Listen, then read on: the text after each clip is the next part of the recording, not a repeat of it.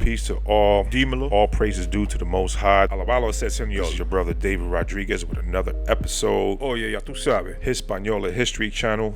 Rafael Trujillo, Exposed and Decoded, Part 1. El Jefe, Little Caesar in Hispaniola. ¿Y qué lo que es? Rafael Trujillo, the infamous dictator of the Dominican Republic, known as a brutal ruler, mira con esa vaina, named everything after himself, responsible for many mass murders and massacres for both Dominicans and Haitians, possible agent for U.S. interests, Ave Maria. But for some reason, some Dominicans still choose to either ignore some of these facts or sweep them under the rug. Problem is, for some on the island, he's still held up as a true Dominican national. Mira eso. A historical example of a patriot for the Dominican Republic. But was Trujillo even a full-blooded Dominican? Óyame ahora. What is Trujillo's true ancestry? Where were his parents really from? Ahora vamos a ver. Was Trujillo Haitian? What were his connections to the United States and European powers? Why is there so much of a comparison between him and Julius Caesar? So being heavy. We're going to try to answer some of these questions in Rafael Trujillo, Exposed and Decoded. This is part 1. Dímelo, Little Caesar in Hispaniola. This is the Hispaniola History Channel. La Historia de Hispaniola, presented by David Rodriguez.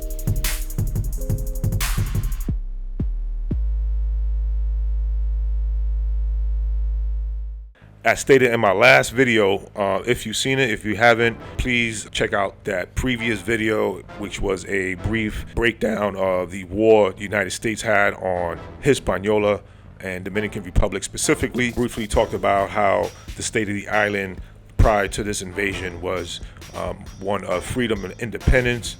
The Dominican Republic had its own army. It defended itself. It had its own wealth and trade. We had the black presidents. There was some kind of mutual coexistence between the races and those of various skin tones.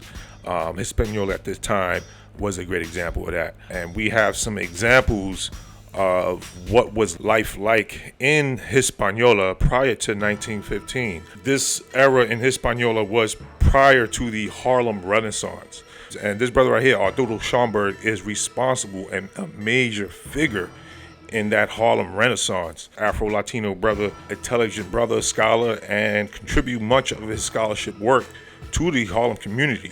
But the reason I mention him is because he actually visited the island prior to this U.S. invasion of 1915. He did visit the island.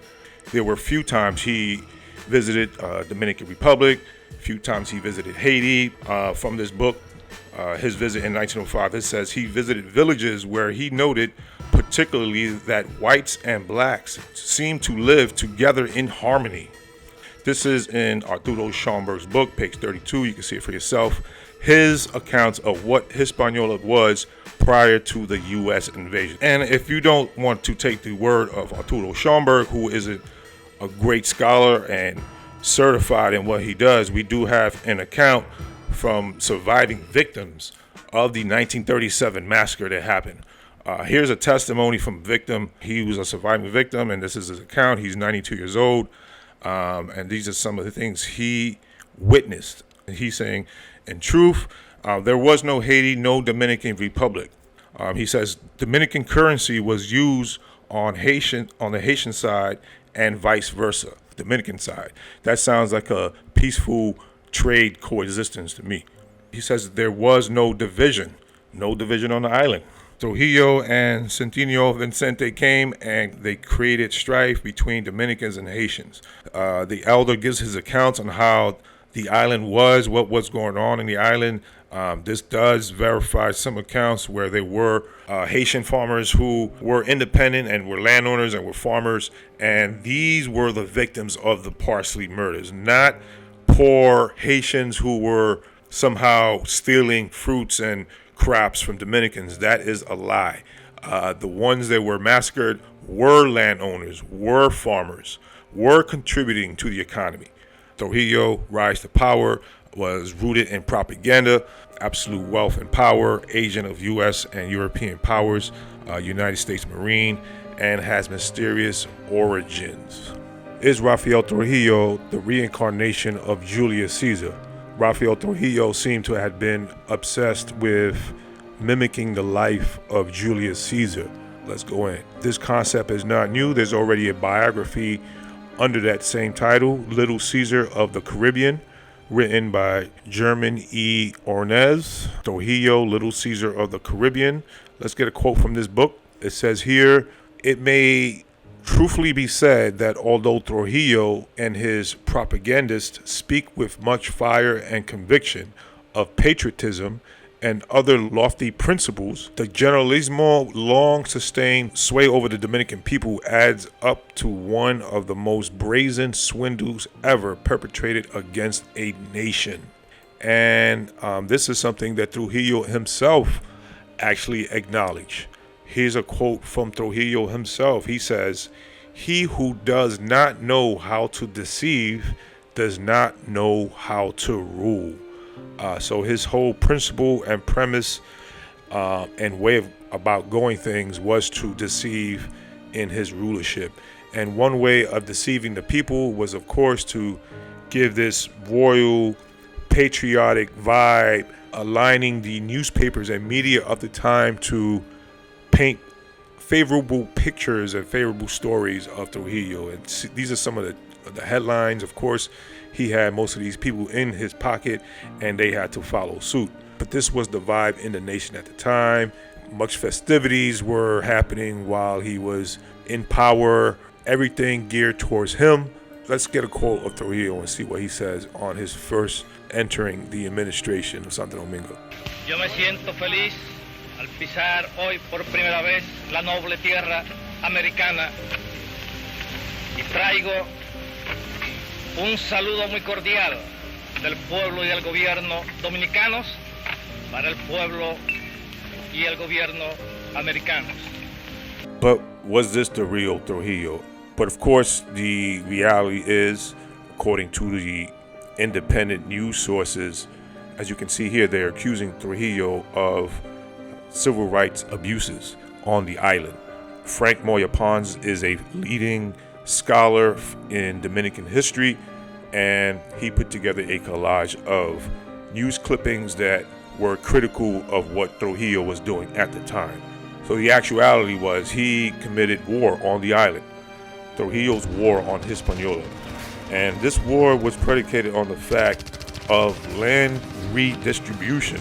The whole purpose of his campaign before the Parsley Massacre was to deal with those landowners in the Cibao Valley, in Santiago, places like that, where folks were already independent and had lands, had farms. So the moment Trujillo got into power, he used his power and opportunity as president to now take these lands and redistribute this land back to his followers and his loyalists. So let's get into this comparison. A lot of people compared him to Caesar for the simple fact that the two were very similar in their approach to rulership and conquering. Let's get into this and see if there's any comparisons, if there are any connections between the two. Julius Caesar and Rafael Trujillo, two of the same, both claim to be for the people, and they both built great works for the community. As we know, Trujillo spent much time and resources building roads and street lights and fixing bridges and things of that nature, things that the average Dominican will look at and say, wow, this man is doing great things for us. Same as Caesar. He was known for rebuilding roads and paving roads and street lights and kind of bringing Rome into the modern times. Both descend from prominent family lines. So Trujillo came from the Trujillo family and Julius Caesar from the Julian family. Both were prominent. I know in terms of his bio, they tried to portray him coming from some kind of humble beginnings, but let's be clear, make no mistake about it, he was connected, his family was connected even before he came into power. Same as Julius Caesar. They always tried to portray some kind of humble beginnings and some kind of like miraculous rise to power, but these things were already aligned due to their family connections. What was interesting is that while Trujillo ruled over Hispaniola, Julius Caesar ruled over Hispania. Hispaniola sounds very similar. Two of the same vibe, very similar histories in terms of the people. So this is a very interesting connection with Trujillo, known as the Little Caesar of the Caribbean, and Julius Caesar, both occupying space with the same word, Hispan, in it. Hispaniola and Hispania. Both caused civil wars. As we know, before Trujillo committed the murders on the border, the Haitian border, he attacked the Cibao Valley, places like San Francisco de Macorís, Moca. He attacked Santiago. These were places of people who had things going on prior to Trujillo coming into power. And Julius Caesar did the same thing. In history, it documented that Julius Caesar caused a civil war in the Empire of Rome that extended into the Battle of the Nile back in 47 BC. You know, even though they were portrayed to be unifiers and great patriots of the nations they ruled, they both caused internal conflicts in order for them to rise into power. It's a divide and conquer tactic that's been used since day one, and these folks mastered it and used it to their benefit. And one other connection in terms of the Nile Valley, which is known as people of that time would gather to grow their crops and pretty much live off the land. Over in Hispaniola, the Cibao Valley, it was known for the same thing. It's known for being the breadbasket of Hispaniola in terms of it being a huge plot of land that's very fertile and suitable for growing crops. So the Cibao Valley has been known for this for a very long time. So both the Cibao Valley and the Nile Valley is very similar in that way. The one difference is the Cibao Valley has those mountainous regions on the side of them. And these mountain regions produce high levels of minerals, gold, have been enriching those who've occupied the lands for 500 years. So both rulers were assassinated by the people. This needs to be noted because their rise to power were very similar and their downfall were very similar. Both were assassinated by the very same people they tricked and fooled into thinking that they were patriotic leaders of their land. So both used the people to rise to power, but also were assassinated by those people. Let's go into another connection, the Trujillo connection, this word Trujillo. Okay, so the meaning of the word Trujillo, one who came from Trujillo, citadel of Julian in Spain, the double Latin Toro Julio, fortress of Julius. So Toro Julio, Trujillo means fortress of Julius. Julius meaning Julius Caesar. So there is an obvious connection, whereas Trujillo, Rafael Trujillo, was known as the Little Caesar of the Caribbean. His very name, Trujillo, means Julius, or fortress of Julius. So what I want you to focus right now on is these two images. This image here and this image here. See a difference? I don't see much of a difference. What you're seeing here are actually two structures.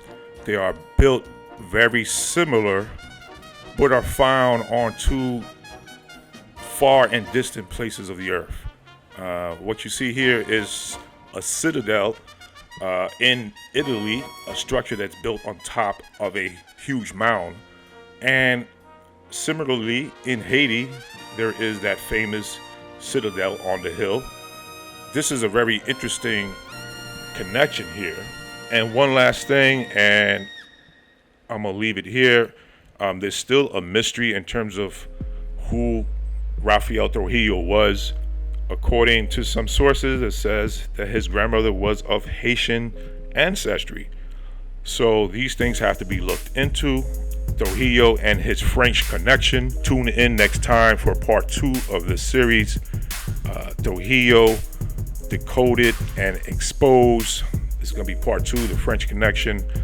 Thanks for your time. Thanks for listening in. This is your brother David Rodriguez. Peace. This is the Hispaniola History Channel, La Historia de Hispaniola, presented by David Rodriguez.